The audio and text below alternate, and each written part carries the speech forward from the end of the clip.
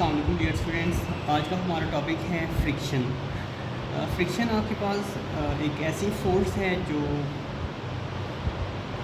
Moving objects के यानी जब डिफरेंट ऑब्जेक्ट्स एक दूसरे की सरफेस के ऊपर मूव करते हैं या जैसे ही मोशन जो है वो स्टार्ट होती है तो ये फोर्स उस वक्त जनरेट हो जाती है।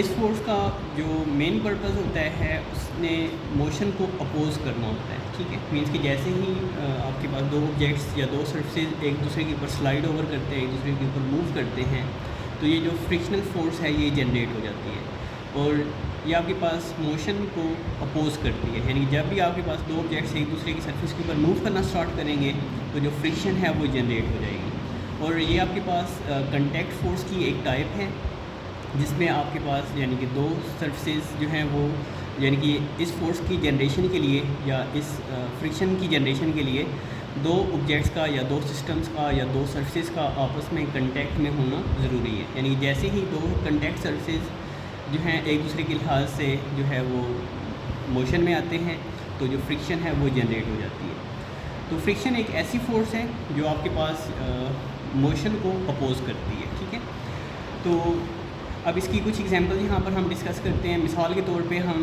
एक बॉल को जो है वो एक सरफेस के ऊपर यानी कि एक फुटबॉल को जो है वो हम सरफेस के ऊपर स्लाइड करते हैं या उसको थोड़ा सा पुश करते हैं तो ये जो बॉल है ये सरफेस के ऊपर रोल होना शुरू हो जाता है और आगे की तरफ मूव करेगा और हम देखेंगे कि कुछ डिस्टेंस कवर करने के बाद ये जो बॉल है ये यहाँ पर आकर स्टॉप हो जाएगा। ठीक है, यानी कि यहाँ पर आके रुक जाएगा।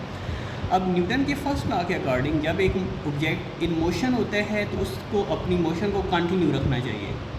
ठीक है, तो हम देखते हैं कि थोड़ी देर के बाद ये जो बॉल है ये यहाँ पर आकर स्टॉप हो जाता है। तो इसकी रीज़न क्या है कि जब ये बॉल इस सरफेस के ऊपर स्लाइड कर रहा होता है या इस सरफेस के ऊपर मूव कर रहा होता है तो ये जो आपके पास सरफेस है इसकी मोशन को अपोज करती होती है और आहिस्ता आहिस्ता इस बॉल की जो स्पीड है वो रिड्यूस हो जाती है और इन द एंड ये जो बॉल है ये स्टॉप हो जाता है। अब वो फोर्स जिसने इस बॉल की मोशन को यानी कि यहाँ से जब हमने इसके ऊपर फोर्स लगाकर इसको मूव करवाया था तो वो फोर्स जिसने इसकी मोशन को स्टॉप किया वो फोर्स आपके पास क्या कहलाती है? फ्रिक्शन कहलाती है। यानी कि आपके पास जो फ्रिक्शन है ये आपके पास एक ऐसी फोर्स है जो उस वक्त प्रोड्यूस होगी जब आपके पास जो ऑब्जेक्ट्स हैं वो इन मोशन आएंगे। तो अकॉर्डिंग टू बुक जो एग्जांपल उसको डिस्कस करते हैं।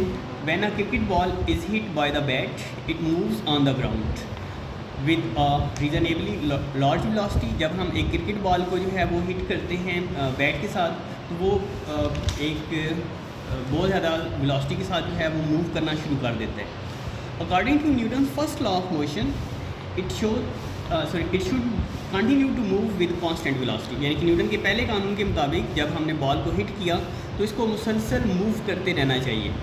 But practically we observe that in eventually the ball stops after covering some distance. लेकिन जब हम इसको प्रैक्टिकली जो है वो देखते हैं तो बॉल जो है वो कुछ यानी कि टाइम के बाद या कुछ डिस्टेंस कवर करने के बाद जो है वो रुक जाता है। तो उसकी रीज़न क्या है? वो आपके पास यानी जब बॉल जो है वो सरफेस के ऊपर या ग्राउंड के ऊपर मूव कर रहा होता है तो ग्राउंड की जो फ्रिक्शनल फोर्स है यानी कि जो अपोजिंग फोर्स है वो उस बॉल की मोशन को स्टॉप कर देता है। तो यहाँ पर ये क्वेश्चन पूछते हैं कि does any force act on the ball in the opposite direction that stops the ball. क्या यानी कि बॉल जो है वो किसी एक्सटर्नल फैक्टर की वजह से रुक गया? मीन्स कि आपके पास वो क्या रीज़न थी? हालांकि न्यूटन के फर्स्ट लॉ के अकॉर्डिंग उस बॉल को जो है अपनी मोशन को जारी रखना चाहिए था लेकिन हम देखते हैं कि बॉल जो है वो रुक गई है तो इसका मतलब है कि उसके ऊपर कोई फैक्टर जो है वो असरअंदाज हुआ है। तो वो पूछ रहे हैं कि क्या कोई ऐसा फैक्टर या कोई ऐसी फोर्स थी जो बॉल की मोशन को स्टॉप करने का सबब बनी। तो yes, it is the force of friction between the ball and the ground that oppose the motion of the ball. तो हाँ, ये आपके पास वो फोर्स ऑफ फ्रिक्शन थी जो बॉल और ग्राउंड के दरमियान में जनरेट हुई और उसने बॉल की मोशन को अपोज किया और उस बॉल की मोशन को अल्टीमेटली जो है वो स्टॉप कर दिया। इसके बाद नेक्स्ट है हमारे पास डेसिपेटिव इफ़ेक्ट ऑफ फ्रिक्शन। डेसिपेटिव का मतलब है ज़ाया होना। यानी कि ये आपके पास जो वर्ड डेसिपेशन है उससे निकला है यानी कि उसकी ड्राइव फॉर्म है। तो डेसिपेटिव इफ़ेक्ट ऑफ फ्रिक्शन यानी कि जो फ्रिक्शन का यानी कि जो एनर्जी ज़ाया करने का जो असर है यानी कि बेसिकली यहाँ पर हम फ्रिक्शन का जो रोल है ये हमारे लिए एक एनर्जी वेस्टर के तौर पर सामने आती है। यानी जब भी फोर्स ऑफ फ्रिक्शन सिस्टम्स के दरमियान या मशीन्स के दरमियान या सर्फेस के दरमियान जनरेट होती है, तो ये एक ऐसी एनर्जी का सबब बनती है जो कि आपके पास डेसिपेटिव होती है, मतलब हम उसको यूटिलाइज़ नहीं कर सकते। जैसे आपके पास गाड़ी के इंजन के अंदर जो हीट प्रोड्यूस होती है, उसके जो डिफरेंट यानी कि पुर्जे हैं आपस में रब करते हैं और as a result friction produce होती है। इसी तरह जब हम जनरेटर को रन करते हैं तो जनरेटर के रनिंग से नॉइस भी प्रोड्यूस होता है और आपके पास हीट भी प्रोड्यूस होती है। तो वो जो नॉइस है या जो हीट है वो हमारे पास एक डेसिपेटिव एनर्जी है, यानी कि वो हमारे लिए कोई फ़ायदेमंद एनर्जी नहीं है। तो फ्रिक्शन जो है वो आपके पास डेसिपेटिव इफ़ेक्ट प्रोड्यूस करती है, मतलब हमारी एनर्जी को वेस्ट करती है। तो फ्रिक्शन इज़ अ डेसिपेटिव फोर्स, यानी कि फ्रिक्शन जो है ये एक ऐसी फोर्स है जिसको हम वेस्टर फोर्स के तौर पे जो है वो जानते हैं, यानी कि ये हमारी एनर्जी को वेस्ट कर देती है। Due to which energy is wasted in doing work to overcome against friction.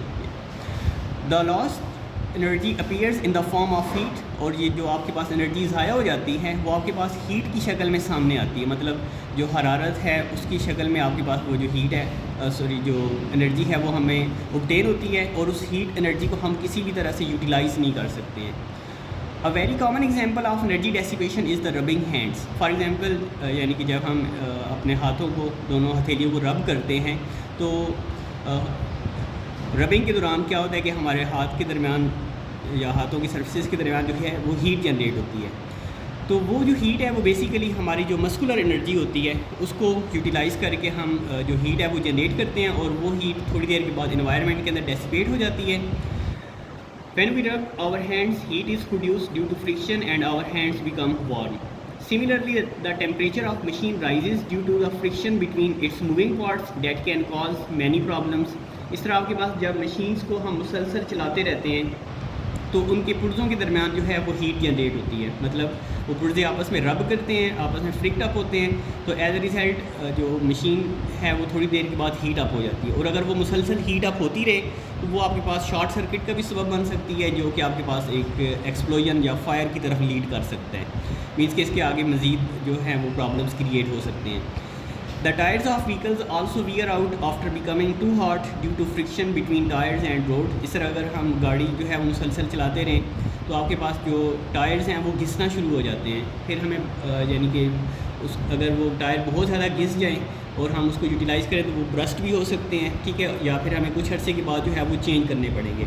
Means कि आपके पास जो टायर के घिसने का अमल है, यानी जब रोड के ऊपर गाड़ी ट्रैवल कर रही होती है तो रोड और टायर्स के दरमियान जो फ्रिक्शन जनरेट होती है वो हमारे जो टायर्स होते हैं, न्यू टायर्स होते हैं गाड़ी के, उनको रबरिंग की वजह से या फ्रिक्शन की वजह से जो है वो हीट जनरेट होती है, जिसकी वजह से जो टायर्स हैं वो घिसना शुरू हो जाते हैं, ठीक है, और फिर हमें कुछ अर्से के बाद जो नए टायर्स हैं वो यानी कि चेंज करवाने पड़ते हैं। इस तरह आपके पास ये तो यहाँ पर कुछ उन्होंने जो फ्रिक्शन के जो डेसिपेटिव इफ़ेक्ट्स जो नुकसान की शक्ल में बताए हैं। अब इसका एक हमें फ़ायदा भी है कि आपके पास जो हमारा एनवायरनमेंट है वो फ्रिक्शनल फोर्स की वजह से जो है वो महफूज भी रहता है। इसकी एक बेस्ट एग्जांपल ये है कि जो आपके पास एस्टेरॉइड्स या मेटेराइड्स जो हमारी ज़मीन की सरफेस के अंदर या हमारे अर्थ एटमॉस्फेयर के अंदर एंटर होने की कोशिश करते हैं, जो कि अगर ज़मीन के ऊपर गिरें तो किसी भी बड़ी तबाही का सबब बन सकते हैं। तो जो फ्रिक्शनल फोर्स है हमें उन के डिस्ट्रक्टिव इफ़ेक्ट से जो है वो महफूज रखती है। Shooting of stars seen in the sky at night also happen due to friction of force, यानी कि आपके पास जो शूटिंग ऑफ स्टार्स है, हम रात के वक्त यानी कि आसमान की तरफ देखते हैं तो बाज़ दफ़ा हमें एक ऐसे लगता है कि एक जो स्टार है वो टूट कर नीचे की तरफ आ रहा है। अब बेसिकली वो स्टार नहीं होता बल्कि वो हमारे पास एस्टेरॉइड्स होते हैं जो हमारी अर्थ सरफेस के अंदर या अर्थ एटमॉस्फेयर के अंदर जो है वो दाखिल होने की कोशिश करते हैं।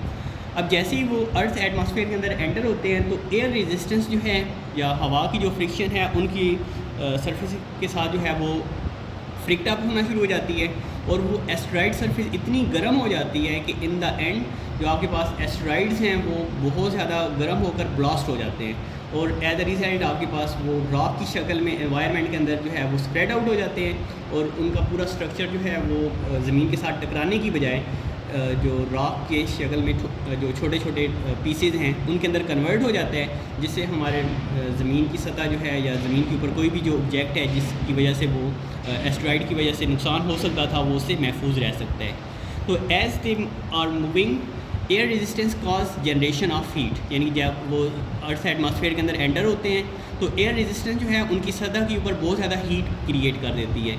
their temperature becomes high that they start burning and ultimately disintegrate.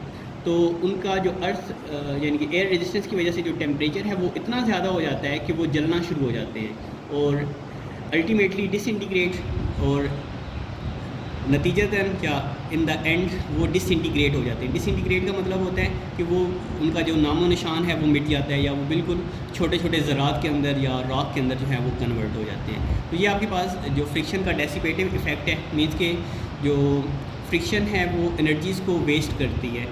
एक हमने इसका जो है वो डिसएडवांटेज के तौर पे जो है वो पढ़ा है, और एक